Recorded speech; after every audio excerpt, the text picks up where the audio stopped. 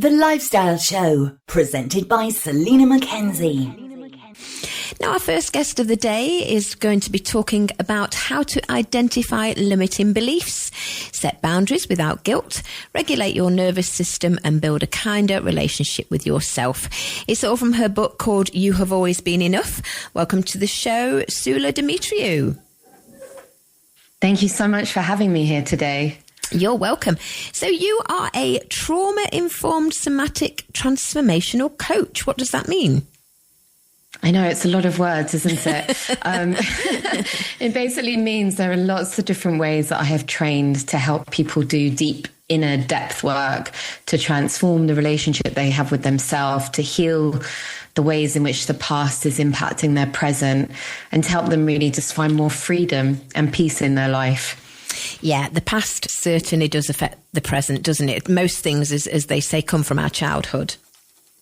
Yeah, a lot of my work is really focused about understanding those very formative years and the beliefs about ourselves and the world that we developed because of the environments that we grew up in. So do you think we're all carrying invisible wounds? I believe we're all absolutely carrying subconscious or invisible kind of structures in our system that have been shaped by the past. Yeah. And some of those are going to be our wounds, and then protecting us from feeling those wounds are the strategies we've developed, such as perfectionism, the inner critic, people pleasing, overthinking, over worrying. All of these are protections that have developed to try and keep us from ever experiencing those hidden wounds again. Yeah.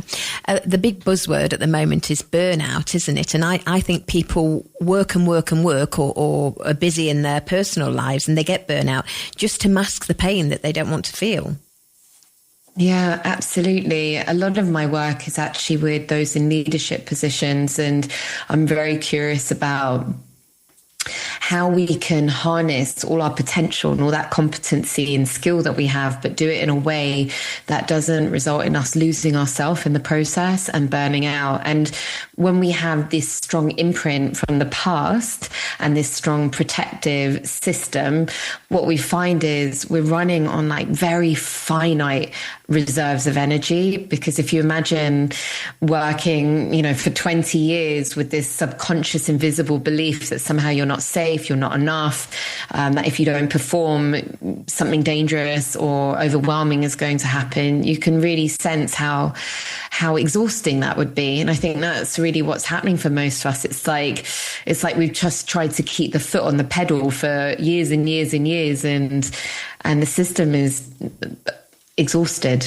oftentimes. And I think that's really what that burnout is. It's when that protective strategy has just not got any fuel left anymore to keep going, and the body starts shouting out to really be listened to. Yeah, for sure. The body's trying to tell us something, isn't it? Absolutely. And that's what's meant by that word somatic, going back to all those different words in my job description. Somatic basically means the work I do is guided by the wisdom of the body. It's about listening to the signs, like the fluttering in your heart, the heaviness in your belly, the tension in your head. And it's understanding that our stories are held in our body, and that when we listen to the body, these are like gateways for understanding ourselves and meeting ourselves in new compassionate ways. Yeah, it's gone from my mind. Hippocrates, was it, that said everything starts in the gut? It could have been. I mean, the gut-brain axis is obviously something that's been spoken about a lot now, and understanding that so much of our health of our gut links to the health of our mental health as well. But wisdom that is also found in the intuition, in the gut, in listening. That's what our intuition is in a way, isn't it? It's that capacity to listen to those signs and that language of our body that's guiding us, that we all have, but it can become quite obscured, I think. Yeah. The book is obviously rooted in self-compassion, but is it also science-based?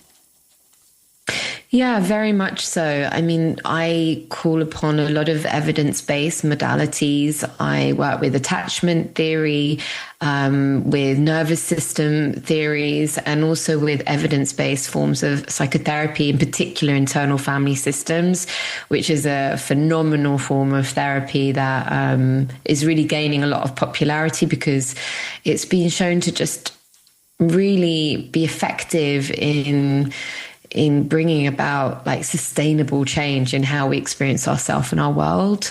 So it's kind of my personal experience, my personal journey meets many years of study and, exploration, and then the science behind that. So you go through 7 transformative steps. Can you tell us what those steps are? Yeah, absolutely. So the first step is really about foundations, and those foundations are about self-awareness and self-compassion. And it's almost like if we can put those into our toolkit and we can always have those and come back to them, that is the foundation for all the rest of the transformation.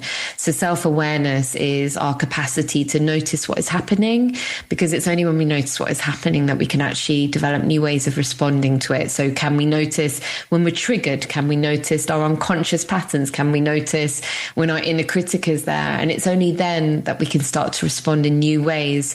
And that's where self-compassion comes in, which is this turning towards ourselves in friendship, not just when things are going well, but in all moments, especially actually in the tough moments. And so that's kind of the foundations that we begin with. Step 2 is understanding, which is where we build out the inner emotional blueprint, which is to say, what are the things that have shaped your life and your system? So what from your past has been really impactful in creating these protective strategies, or where might there be wounding in your system subconsciously?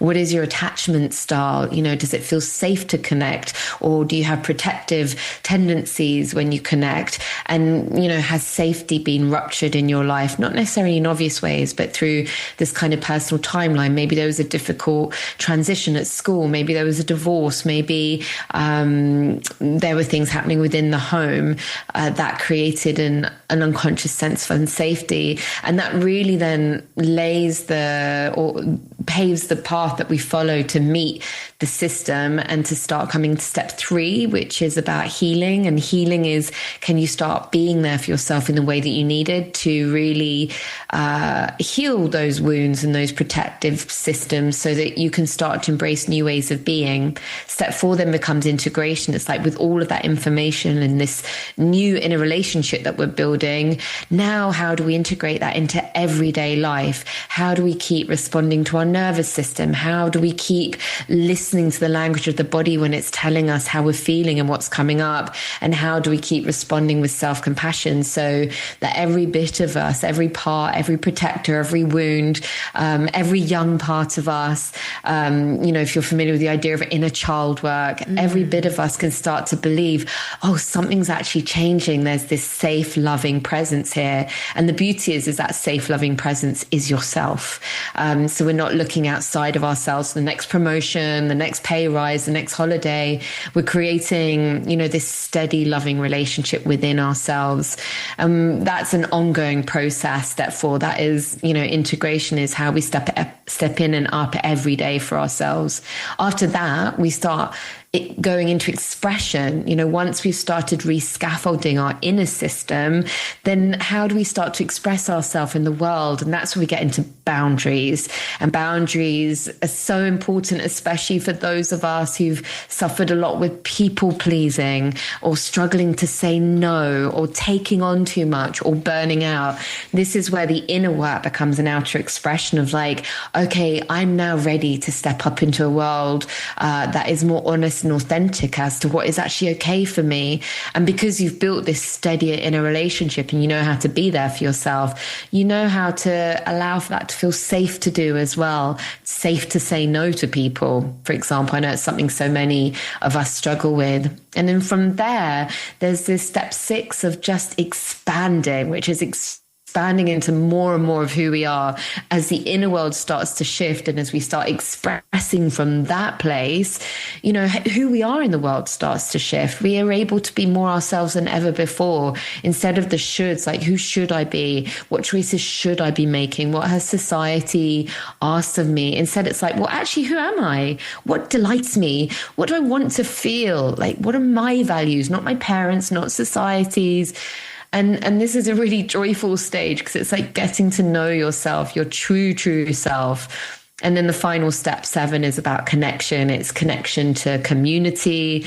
It's being in connection through service to others, because that's one of the greatest gratitude bringers, is to actually be in service and be in connection with community. And, you know, each of us will walk an individual path, but we're not meant to do it alone. We're relational beings, humans. We need each other. And so there's this sense of coming into a connection with the people around us, the world around us, and ultimately a connection into something bigger, a sense of, you know, what are we part of? Almost an existential, philosophical question of remembering our connection to nature, to some kind of higher presence. I'm a yoga teacher, so I have a very spiritual practice. But it's really about finding what makes sense to you. You know, that connection could be just the love that you feel for the people around you. It could be living a life of gratitude every day for the small gifts that you do have in your life. Because, you know, as long as we've breath in our body, and really there's hope for each of us. And so that's the journey. It's a deep journey that starts within and then becomes this kind of rippling outwards into the world. And that's how, when we transform our relationship with ourselves, we end up transforming the world around us. Yeah. I mean, I resonate with number 7 because I'm a hugger. And I arranged quite a few events, and somebody said to me, you know, it'd be far easier if you did these on Zoom. And I thought, no, I want to see people. I want to be with people and touch them and hug them, and you know what I mean? So I guess not everybody's the same. I suppose we're all different. I think we might all be different in terms of, not everyone finds connection through hugs, but we are all relational beings in some way. And often those that really struggle with that connection is because there's protection there. And that protection is actually inhibiting the possibility of having a relational sort of connection. So it's all, for each of us, there isn't a right or wrong, but it's about finding what helps us to thrive and be free. Like, how can each of us be our freest self? And that's such a beautiful path to walk. Yeah, I suppose more self-care, more self-love, but also getting to know yourself. Absolutely. Yeah, really developing deep self-trust, because when we have that self-trust, we can let go of the idea of our well-being and our peace coming from, you know, the external situations that we face. And instead we can trust ourselves to meet them with, you know, a gentle resilience and with compassion, without turning against ourselves, without losing ourselves in it, you know. And that self-trust is incredibly empowering. Well, when you read the 7 steps out, Soulla, it sounded quite easy, but I'm guessing it's not. I'm guessing you have to put quite a lot of work in.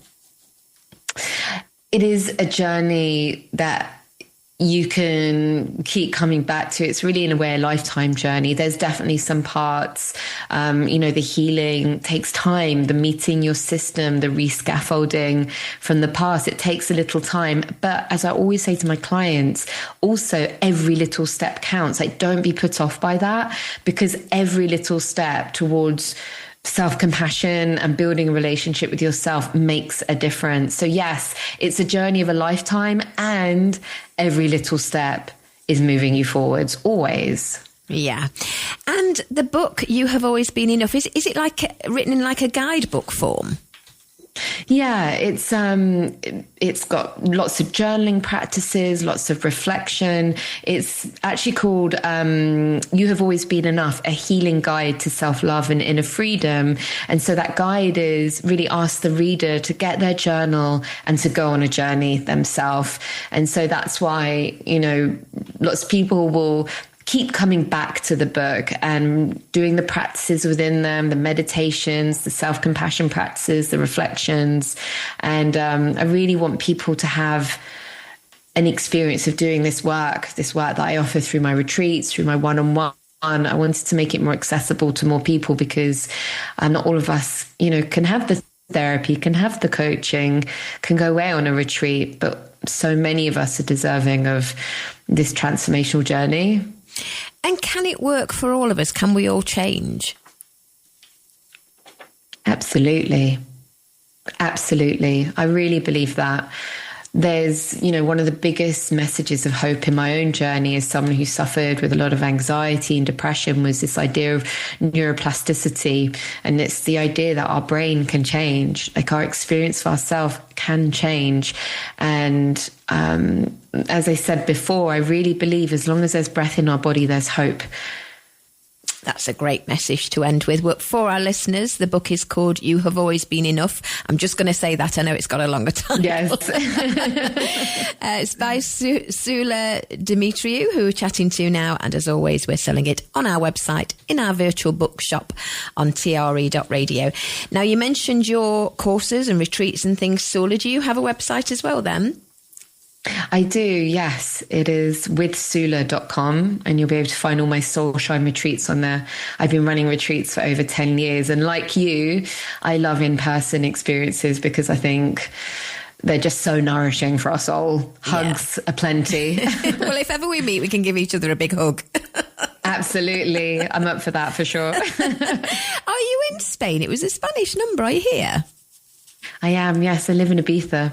Oh, Ibiza, wow. Well, it's a little bit too far, sadly.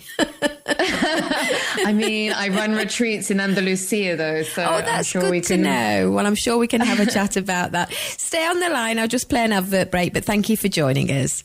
Thank you so much. Bye-bye. Bye.